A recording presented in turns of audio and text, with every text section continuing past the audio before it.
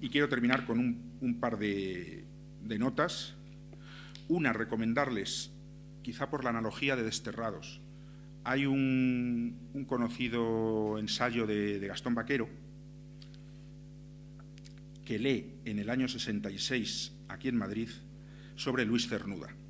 Y es muy interesante leer un artículo de un desterrado español como Cernuda, que acababa de morir en el exilio en el año 66 aquí en España, desglosa la trayectoria de otro poeta desterrado que siempre fue leal a su obra y a su país. Hablamos de Cernuda. El último Cernuda escribe el díptico español, poema más españolísimo no puede haber, y al mismo tiempo yo creo que de alguna manera hay un reflejo y contrarreflejo en ese Gastón Baquero que no sé si vislumbraba que podría morir en el exilio, quizá todavía en aquellos años 60, ¿no?, pero que por desgracia murió sin poder volver a su Habana, sin poder volver a su isla, aunque nunca salió de ella por otra parte. Pero al mismo tiempo tenía ese panhispanismo que mencionaba antes, y no solo porque era un experto conocedor, por ejemplo, de la lengua inglesa, que incluso tradujo a Eliot en Cuba algún poema, o sea que no es que solo fuera, pero quiero decir, era un conocedor enorme de la poesía hispánica de los dos lados, de España y de toda Hispanoamérica. Lo sé por haber recibido nombres de él. Y ya para terminar este pequeño juego, estas pequeñas palabras de cariño y de emoción y de, sobre todo, en estos casos lo más importante es la invitación a la lectura, invitación a leer a Gastón, a leer sus poemas, a leer sus ensayos, a saber de él. Quiero terminar leyéndoles un poema, que no es mío, pero cuanto antes mencionaba los nombres españoles que sí se puede defender como un estandarte, que dieron cariño a Gastón, supieron quién era Gastón y le ayudaron en la medida de lo posible: Gerardo Diego, Rafael Montesinos, Paco Brines, Mario Míguez, ese poeta de culto que les mencionaba. Hay otro poeta español, Leopoldo Alas, un poeta de mi generación. El nombre es Leopoldo Alas, pero no es Clarín, no es el que escribió Adiós Cordera y La Regenta, aunque sí es pariente de él, es sobrino nieto, o era sobrino nieto de él. Se llamaba igual Leopoldo Alas. Bueno, pues este señor, poeta de mi generación, nacido en los 60 y que por desgracia hace 2 o 3 años falleció en plena juventud, escribió un poema bellísimo que les voy a leer y que con él termino mi intervención, a la muerte de Gastón. Leopoldo Alas también era una persona que conoció a Gastón en la colección Signos que inició él en compañía de Ángel Luis Vigaray, otro poeta.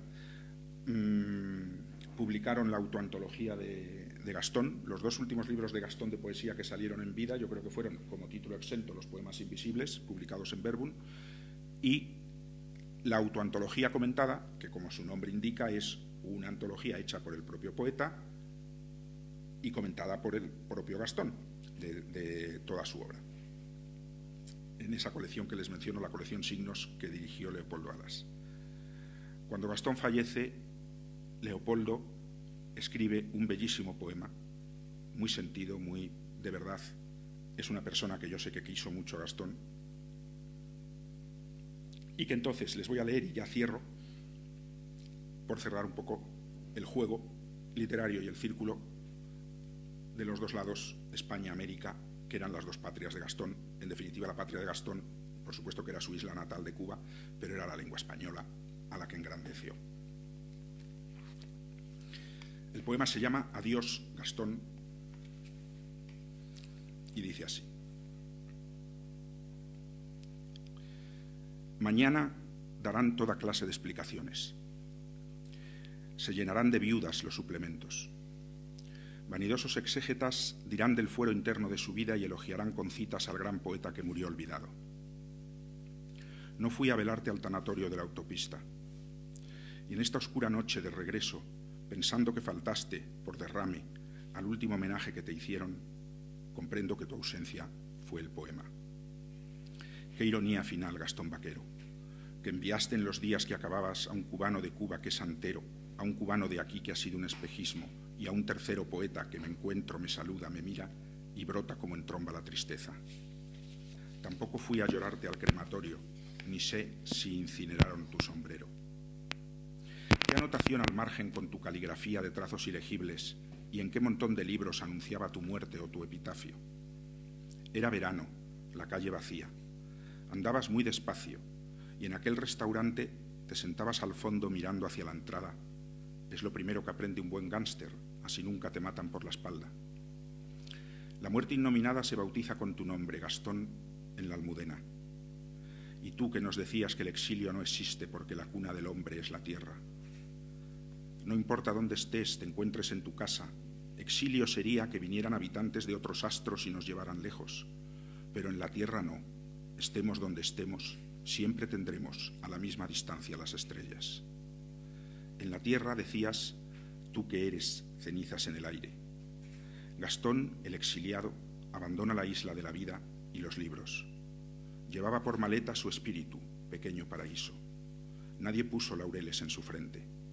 Y en esta noche lenta de triste velatorio, yo, en mi ausencia, le velo desde casa y pido tamarindos consagrados.